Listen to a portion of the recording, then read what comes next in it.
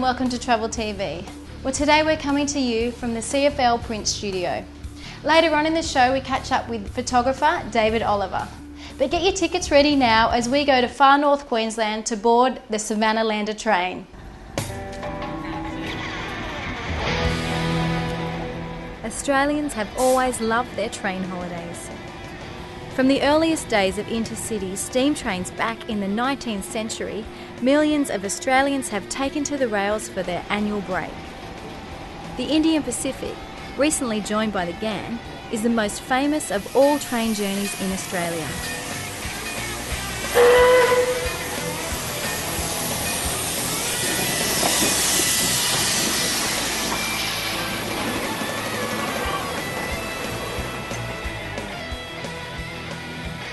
Then there are smaller tourist trains dotted around the country, such as Puffing Billy near Melbourne.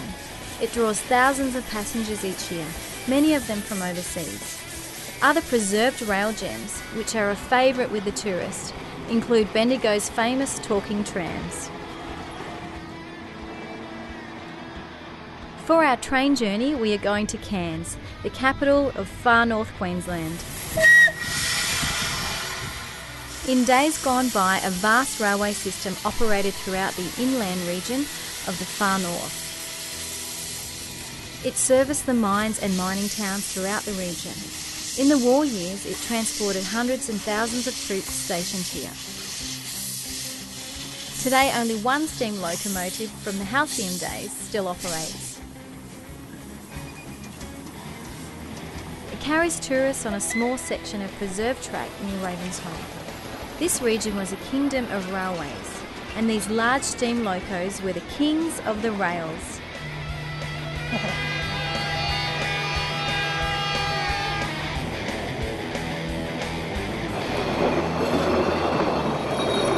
It is still possible to journey through this lost kingdom aboard the Savannah Lander train. We begin our journey in Cairns, winding our way through the mountains and across tablelands, arriving at our destination, Mount Surprise.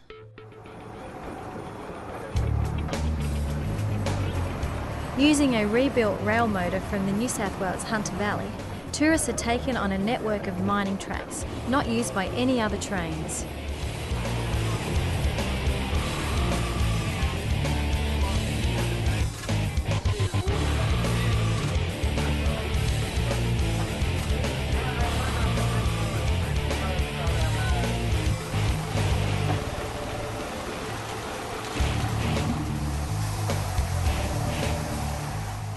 The train climbs through coastal rainforests, through to the lush Atherton tablelands.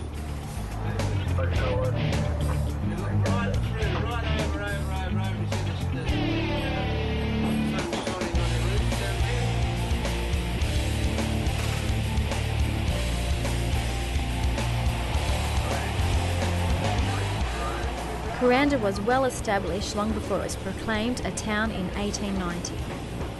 For the duration of World War II, Kuranda was a busy transit station for the Allied troops posted to Cairns and the tablelands. In the 1960s, the town became popular as an arts and crafts centre.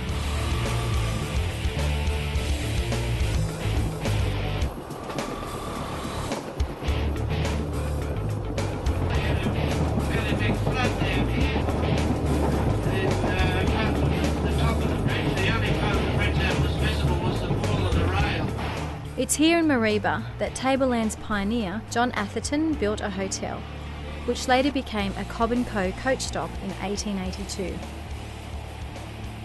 Mareeba is the end of the line for regular train services, and as we head further west we have the tracks to ourselves.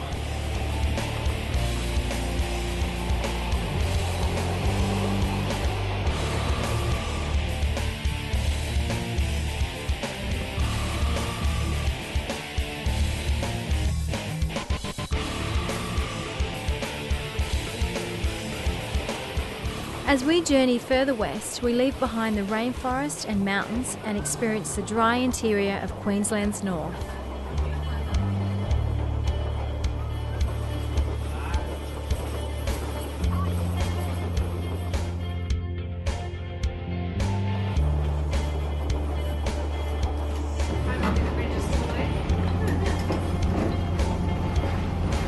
little creek, if you look up the right-hand side, there's a nice little gorge up there in the wet season. There's a little waterfall comes down that point.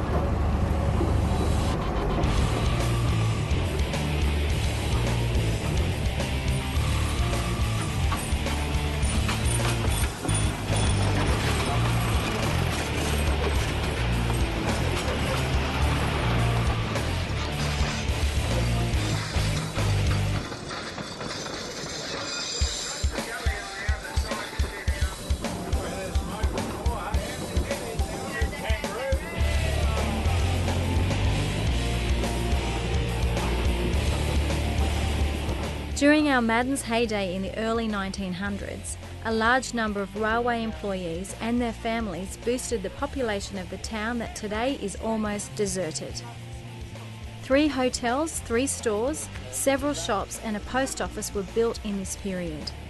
The town's importance continued until the closure of the Chillagoe smelters in the mid-1940s. The historic Railway Hotel still trades today and provides us with a hearty lunch before pushing on.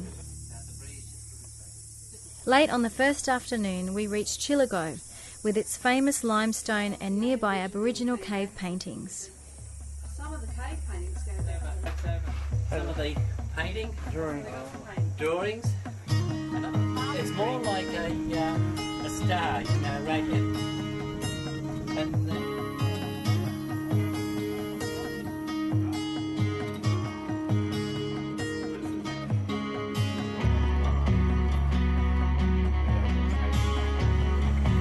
First night is spent in the historic mining town which once boasted thousands of residents and a busy railway yard. Steam trains from Chillagoe frequently left for Cairns carrying ore.